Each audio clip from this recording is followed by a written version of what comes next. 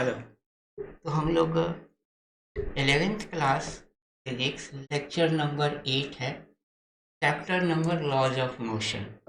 Laws of motion का ये friction topics का हम लोग स्टडी करने जा रहे हैं। Friction is very important question. आप किसी भी कंपटीशन क्लासेस की तैयारी करते हो, चाहे वो नीट हो या IIT जेई हो, दोनों ही केसेस में जो मैकेनिक्स के क्वेश्चन होंगे, उस मैकेनिक्स के क्वेश्चन में जो भी हमारा होगा LM NLM हो के क्वेश्चन प्लस फ्रिक्शन उसके अंदर इंक्लूडेड होगा। डियर स्टूडेंट, हमने अगर पढ़ना है तो मेन टारगेट तो हमारा स्टडी का ये होता है कि हम नीट और IIT जेईई की तैयारी करें। बट हम यहाँ बेसिक चीज़ें सारे कंप्लीट करते चलेंगे one by one. And now फिर उसके बाद न्यूमेरिकल करेंगे एंड देन स्टडी करते चलेंगे स्टेप बाय स्टेप। ये हमारा NCERT का प्योर लेक्चरर बेस्ड लेक्चर है, CBSE बेस्ड है, जिसमें हम लोग हर टाइप्स के कॉन्सेप्ट पर स्टडी करेंगे। तो हम लोग स्टडी कर रहे हैं friction force. Now start. What is friction? Friction force is the force that opposes the motion. आपने कभी सोचा है, अगर हमने कोई बॉडी को थ्रो किया किसी सरफेस के ऊपर, आफ्टर समटाइम्स ये बॉडी स्लाइड करके उस सरफेस के ऊपर स्टॉप हो जाता है, क्योंकि हमने कोई बाहर से कोई एक्स्ट्रा फोर्सेस नहीं अकॉर्ड किया है। बट जैसे ही बॉडी सरफेस के ऊपर मूव करता है, सरफेस उसके मोशन के अपोजिट डायरेक्शन में एक एक्स्ट्रा फोर्स लगाता है। That force established due to surface, वो सरफेस के कारण लगता है। जैसे ये बॉडी अगर है, ये बॉडी इसके ऊपर मूव कर रहा है, तो मूव करते ही इसके ऊपर फ्रिक्शन फोर्स लगेगा। That is A friction force. आप ये फोर्स अप्लाई करोगे तो ये बॉडी कंटिन्यू मूव होता रहेगा। नॉर्मल फोर्स ऊपर की तरफ होता है, mg force earth due to gravity. That is a types of force. किसी भी बॉडी के मूवमेंट के कारण फ्रिक्शन फोर्स है। उस फ्रिक्शन फोर्स कब लगता है? जब ये हमारा रफ सरफेस है। रफ सरफेस होना चाहिए। अब रफ सरफेस के लिए क्या कंडीशन है, वो हमें दिया जाएगा। विदाउट, अगर हमें रफ सरफेस नहीं दिया हुआ है तो उस कंडीशन में हम फ्रिक्शन फोर्स कैलकुलेशन नहीं कर सकते। Friction force is directly proportional to the normal. जब मैं नॉर्मल पढ़ा रहा था उस समय मैंने कहा था कि friction force directly proportional to normal. अगर किसी सरफेस के ऊपर नॉर्मल लग रहा है तो लगेगा, that is normal. And now this is the coefficient of friction, जो कि सरफेस के नेचर के ऊपर डिपेंड करता है। देखो, सरफेस दो तरह का होगा, जस्ट लाइक एक तो सरफेस होगा जो कि जिसके ऊपर बॉडी मूव कर रहा है, दूसरा होगा बॉडी का सरफेस। अगर हम मान लो कि एक वुडन ब्लॉक को कांच के ग्लास के ऊपर, कांच सरफेस के ऊपर थ्रो किया, तो एक तो वुडन ब्लॉक हो गया उसका सरफेस, और एक ग्लास सरफेस हुआ। तो यहाँ दो तरह के सरफेस बनेंगे। Now what is friction force? The body are in relative motion, body are in relative motion to the surface, then force acts opposite to the motion of the body, that is called friction. कोई body अगर surface के ऊपर move कर रहा है, ये move कर रहा है, तो इसके मोशन के अपोजिट डायरेक्शन में एक फोर्स लगेगा ड्यू टू द सरफेस। ये हमारा रफ सरफेस है, तो that force is called friction. अब मैं बात करता हूँ फ्रिक्शन का मैग्नीट्यूड और डायरेक्शन के बारे में। जैसे कि हमने ऊपर के इस सरफेस में देखा है कि ये हमारा सरफेस दिया हुआ है, this is the surface and the body like this body are move on this surface, move कर रहा है। नाउ इसके सरफेस के अपोजिट, इसके मोशन के अपोजिट डायरेक्शन में ये friction, right? What is friction force and magnitude? Friction force is directly proportional to normal normal. Now इसका हम वैल्यू क्या लिख सकते हैं, friction force directly proportional to normal. तो मैग्नीट्यूड चूंकि ये फ्रिक्शन फोर्स है, अब यहाँ पर friction force is equal to क्या होता है, म्यू इन एन। क्योंकि आपको पता है कि यहाँ फ्रिक्शन फोर्स है तो ये मैग्नीट्यूड के साथ साथ इसके पास डायरेक्शन भी होगा। डायरेक्शन क्या होगा, तो ये डायरेक्शन हमें सिर्फ ये दिखना है बॉडी का मोशन कैसा, तो उस बॉडी के मोशन को डिक्रीज करने के डायरेक्शन में फ्रिक्शन फोर्स लगेगा। अगर बॉडी मूव लाइक दिस तो फ्रिक्शन फोर्स दिस डायरेक्शन में लगेगा, हमेशा उसकी वेलोसिटी को डिक्रीज करता हुआ लगेगा, opposite to the velocity of object. Body का मोशन कैसा है उसके अपोजिट डायरेक्शन में फ्रिक्शन फोर्स का वैल्यू लगेगा। यही हमारा रूल्स है डायरेक्शन निकालने का। नाउ अगर आपने देखा here mu is what, mu एक प्रोपोर्शनैलिटी कांस्टेंट है जिसको यहाँ स्पेसिफिक नाम दिया गया है coefficient of friction, that is here mu is the proportional constant that is called coefficient of friction। Coefficient of friction कहा जाता है। Mu is unitless and dimensionless quantity होता है। It is depend on the nature of surface. ये nature of surface के ऊपर depend करता है कि हमने जैसे हमने वन टाइम्स वुडन टेबल के ऊपर मैंने एक बार प्लास्टिक के बॉक्स को मूव करवाया है, एक बार हमने वुलन ग्लॉक करवाया है। तो एक बार जो है प्लास्टिक का है और एक बार अनदर वुलन ग्लॉक है, तो उस दोनों कंडीशन में कोफिशिएंट ऑफ फ्रिक्शन का वैल्यू चेंज करेगा क्योंकि नेचर ऑफ फ्रिक्शन चेंज हुआ। अब वहाँ दो पेयर सरफेस है तो दोनों सरफेस के नेचर के ऊपर डिपेंड करेगा। टाइप ऑफ फ्रिक्शन कितना होता है, टाइप्स ऑफ फ्रिक्शन मेनली दो तरह का होता है, एक स्टैटिक फ्रिक्शन होता है एंड नाउ काइनेटिक फ्रिक्शन होता है। स्टैटिक फ्रिक्शन के ही मैक्सिमम वैल्यू को लिमिटिंग फ्रिक्शन कहा जाता है, that is also types of limiting static friction. Limiting friction is also types of static friction. Okay, now kinetic friction is also two types, one is sliding surface and दूसरा sliding friction and second is rolling friction. One by one करके इनको study करेंगे, लेकिन इससे पहले कुछ important point है तो हमें समझना चाहिए और ध्यान रखना चाहिए। देखो ये सब पॉइंट्स ऐसा है कि टू द पॉइंट्स हम कर रहे हैं, हमें बहुत कहानी तो कर नहीं सकते। अगर एनसीईआरटी के बराबर ही हमें आपको नोट्स तैयार करवा दिया तो तुम थोड़े करोगे, नहीं करोगे, तो इसलिए उससे कम होगा और उससे अच्छा होगा। Now friction force is a types of contact force. जब तक एक बॉडी दूसरे बॉडी के कांटेक्ट में नहीं आएगा तब तक फ्रिक्शन। रीजंस क्या है, फ्रिक्शन फोर्स क्यों लगता है, जस्ट लाइक कि एक ब्लॉक है, दिस ब्लॉक, एक ब्लॉक ये है और इस ब्लॉक के ये हमारा सरफेस है, तो ब्लॉक का मॉलिक्यूल्स और सरफेस का मॉलिक्यूल, ब्लॉक का मॉलिक्यूल सरफेस का मॉलिक्यूल के बीच में क्या लगेगा, अट्रैक्शन लगेगा, अट्रैक्शन फोर्स लगेगा।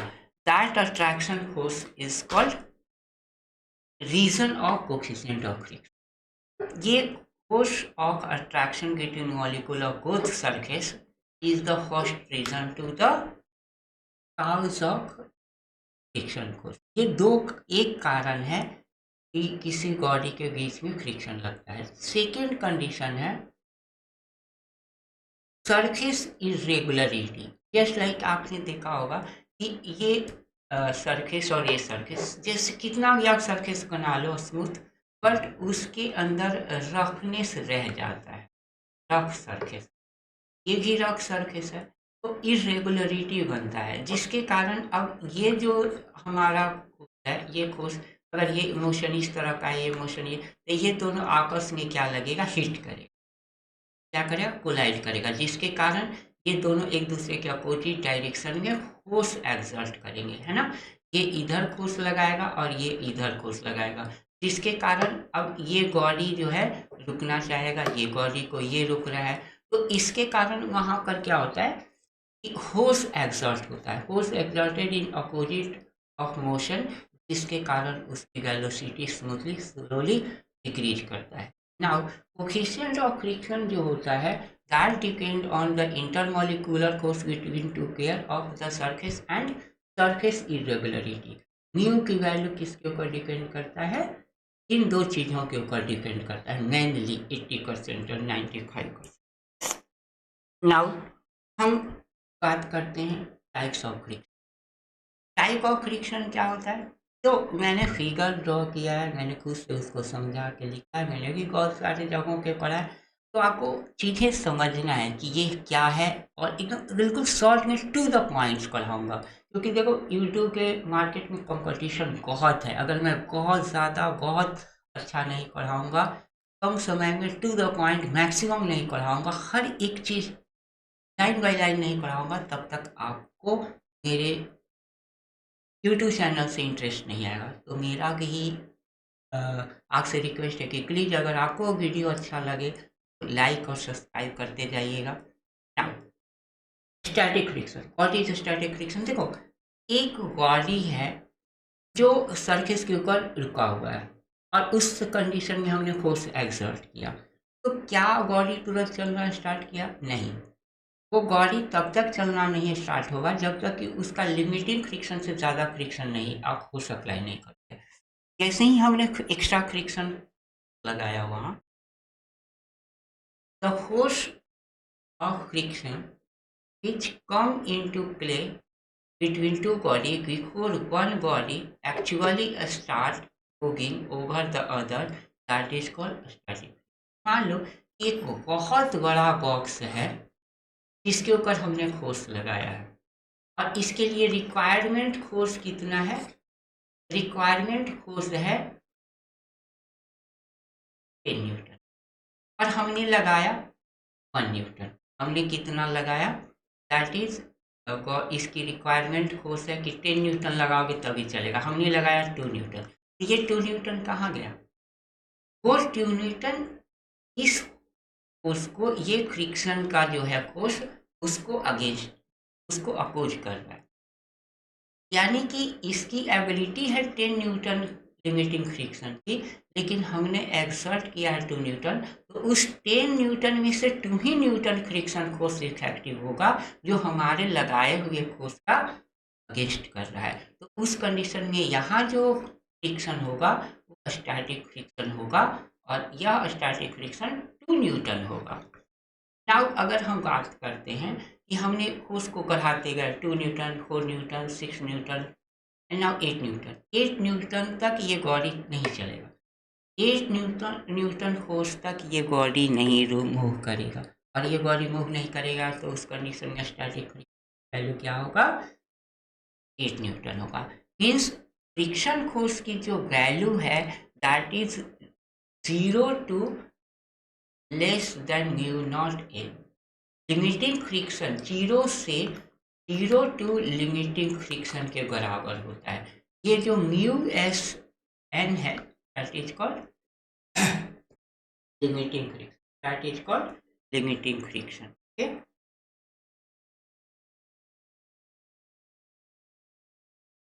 नाउ यहाँ लिमिटिंग फ्रिक्शन अगर हम करते हैं, the maximum value of static friction, maximum value of static friction is called limiting friction, maximum value of static friction is called limiting friction। now mu s is the coefficient of static friction, जिस condition में body रुका हुआ है उस समय का जब coefficient apply होता है उसको static friction. Kinetic friction, kinetic friction force acted between two surfaces when both are in both surface when they are in relative motion, that is called kinetic। Kinetic friction is equal to mu a n, it is a kinetic। mu k क्या होता है, this is the coefficient of kinetic friction, that is A coefficient of kinetic friction. Mu S and mu के में क्या difference है? बहुत बार objective question पूछा गया। Mu S slightly greater than mu के। अब जैसे देखो, ये हमारा सरफेस है और इसके ऊपर कोई वुडन ब्लॉक रखा हुआ है, एक ग्लास का। तो उस कंडीशन में इन दोनों के बीच का जो स्टैटिक फ्रिक्शन होगा वो हल्का ज़्यादा होगा kinetic friction of kinetic friction. For some pair of surface, because when both surfaces are in rest, the molecular force of attraction is larger, but are in relative motion, that is molecular force of attraction decreases and less effect हो। क्यों? क्योंकि वो molecular secretion क्या होता है, secretion increase होते जाता है। जब बॉडी मूव करेगा तो उनके बीच के मॉलिकुलर सेक्रेशन इंक्रीज होता जाएगा और वो बॉन्ड जो होता है इंटरमॉलिकुलर फोर्स डिक्रीज होता जाएगा, जिसके कारण वह। अब मैं एक एक्टिविटी करके आपको दिखाता हूँ। ये एक्टिविटी आपको हर एक चीज़ को क्लियर करेगा कि क्या डिफरेंस होता है। मान लो कि एक 5 kg का बॉडी है, इस 5 kg के ऊपर आपने एक एक्सटर्नल फोर्स लगाया है, फ्रिक्शन फोर्स लगा। इस सरफेस के लिए mu S coefficient of static friction 0.2 है, म्यू के कोफिशिएंट ऑफ काइनेटिक फ्रिक्शन 0.18 है। That is A external forces applied on the body. Normal force कितना होगा, mg नीचे की तरफ आएगा, नॉर्मल फोर्स ऊपर की तरफ आएगा, that is a normal force. ये हमारा नॉर्मल फोर्स आएगा, है ना। इस नॉर्मल फोर्स के अकॉर्डिंग टू देखें, n equal to M G, n equal to M G, है ना, n equal to M G होगा। अब स्टैटिक फ्रिक्शन जो कि लिमिटिंग फ्रिक्शन के फॉर्म में होगा, mu S N, that value is equal to 0.20 into 50, है ना। ये हमारा हो जाएगा 5 इंटू 10, जी की वैल्यू हमने 10 लिया है तो 50 न्यूटन आएगा, तो मैंने 50 न्यूटन लिख दिया एंड टोटल वैल्यू आ जाएगा 10 न्यूटन का। काइनेटिक फ्रिक्शन की वैल्यू कितना आएगा, काइनेटिक फ्रिक्शन आएगा म्यू के उस कंडीशन में कोफिशिएंट ऑफ फ्रिक्शन यहाँ लिखाएगा 0.18 इंटू 59 न्यूटन आया, दैट इज ए 2 फ्रिक्शन। एक काइनेटिक फ्रिक्शन आया और एक लिमिटिंग फ्रिक्शन आया। दोनों फ्रिक्शन की वैल्यू अगर हम देखें, तो मैं एक एक्टिविटी कर रहा हूँ, मैंने यहाँ पर लिमिटिंग फ्रिक्शन लिया, हमने पहले 2 न्यूटन का फोर्स लगाया।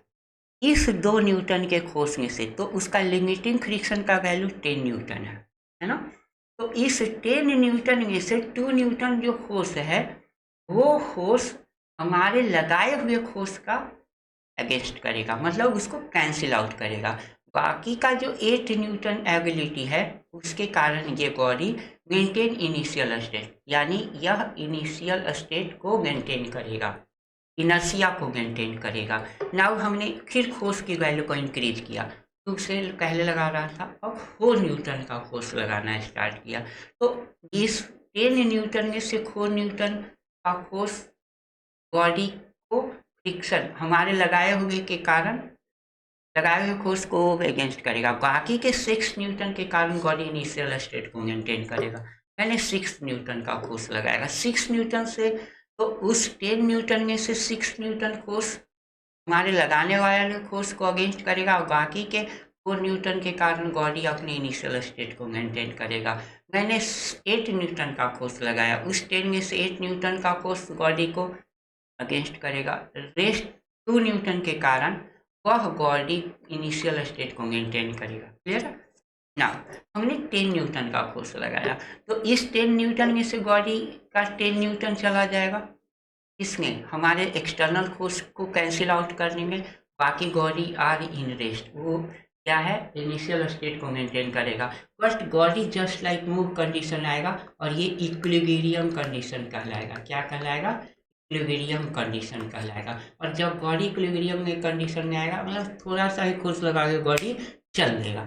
नाउ हमने 12 न्यूटन का फोर्स लगाया। अब 12 न्यूटन का लगाया फोर्स तो बॉडी जस्ट लाइक मूव नहीं, अब मूव कर जाएगा, और मूव करेगा तो कौन सा फ्रिक्शन लगेगा? Kinetic friction. और काइनेटिक फ्रिक्शन की वैल्यू डिक्रीज करता है, कितना? 9 न्यूटन का है। यानी कि ये 12 न्यूटन में से 9 न्यूटन तो कैंसिल आउट हो जाएगा फ्रिक्शन के कारण। रेस्ट अमाउंट ऑफ 3 न्यूटन से बॉडी एक्सिलरेट करेगा। अब वो 3 न्यूटन जो हमारा एक्स्ट्रा जो है, हमने एक्सटर्नल फोर्स जो 12 न्यूटन लगाया उसमें से 9 न्यूटन तो फ्रिक्शन के कारण कैंसिल आउट हो जा रहा है। वो जो 3 न्यूटन है वो उस बॉडी को एक्सिलरेट करने में जाएगा। नाउ मैंने 15 न्यूटन का फोर्स लगाएगा, अब उसमें से 9 न्यूटन फ्रिक्शन फोर्स रहेगा। अब friction force kinetic friction fix हो गया, 9 न्यूटन, बाकी के 6 न्यूटन से बॉडी एक्सेलरेट होगा। मतलब अब जो हम जो भी 9 न्यूटन से जो भी एक्स्ट्रा फोर्स लगाओगे दैट बॉडी को एक्सेलरेट करने में जाएगा। हमने 20 न्यूटन का लगाया फोर्स, तो 9 न्यूटन फ्रिक्शन फोर्स, 11 न्यूटन जो होगा उस बॉडी को एक्सेलरेट करने में जाएगा। अब अगर मैंने इसका ग्राफ बनाना है तो इसका ग्राफ कैसा होगा? हमने एक ग्राफ बनाया, हमने इसके ऊपर अप्लाइड फोर्स लिया है, एक्सटर्नल फोर्स एक्स एक्सिस के ऊपर लिया है, और वाई एक्सिस के ऊपर फ्रिक्शन फोर्स का वैल्यू लिया है। तो ये जो देखो यहाँ से यहाँ तक ये क्या है? स्टैटिक फ्रिक्शन आएगा, ये हमारा लिमिटिंग फ्रिक्शन, और यहाँ से यहाँ तक काइनेटिक फ्रिक्शन आएगा। देखो दैट इज ए बॉडी, ये ओ ए वाला part of graph static friction. Point A, this is called limiting friction, US B is kinetic friction. That is a types of friction, जो कि आपको clearly पता हो गया होगा। हमें A1 Y1 करके मैंने एक्टिविटी से समझा दिया क्या स्टैटिक फ्रिक्शन है, बॉडी के किस कंडीशन में स्टैटिक लगेगा। स्टैटिक फ्रिक्शन की वैल्यू 0 से कर करके लिमिटिंग फ्रिक्शन तक जाता है। Limiting friction is also a types of static friction. हम ऐसा कर सकते हैं, स्टैटिक फ्रिक्शन के मैक्सिमम वैल्यू को ही लिमिटिंग फ्रिक्शन कहा जाता है। नाउ हम अगर नेक्स्ट टॉपिक्स देखें, एंगल ऑफ फ्रिक्शन। मेरे प्यारे student, this is the very important for the CBSE exam. आपका जो स्कूल एग्जाम है उसमें ये क्वेश्चन पूछा जाएगा, इसकी गारंटी है। दो ही चीज पूछा जाता है इस चैप्टर से, एंगल ऑफ फ्रिक्शन और एंगल ऑफ रिकोज, दोनों इसमें बैक टू बैक डेरिवेशन के साथ पढ़ा रहा हूँ। ना एंगल ऑफ फ्रिक्शन क्या होता है? एंगल ऑफ फ्रिक्शन होता है, देखो जैसे ये बॉडी है तो इस बॉडी का एंजी नीचे की तरफ, नॉर्मल ऊपर की तरफ लगेगा, तो फ्रिक्शन फोर्स पीछे की तरफ। अगर v वेलोसिटी से बॉडी चल रहा है तो नॉर्मल और फ्रिक्शन का जो रिजल्टेंट होगा, नॉर्मल और फ्रिक्शन का जो रिजल्टेंट होगा, नॉर्मल एंड फ्रिक्शन का जो रिजल्टेंट होगा दैट इज रिजल्टेंट फोर्स। इस रिजल्टेंट का नॉर्मल के साथ जो एंगल बनेगा that is called angle of friction. Resultant of normal and friction force make an angle with the normal is called angle of friction. And देखो अब इसको निकालते कैसे, मान लो एक बॉडी ऑफ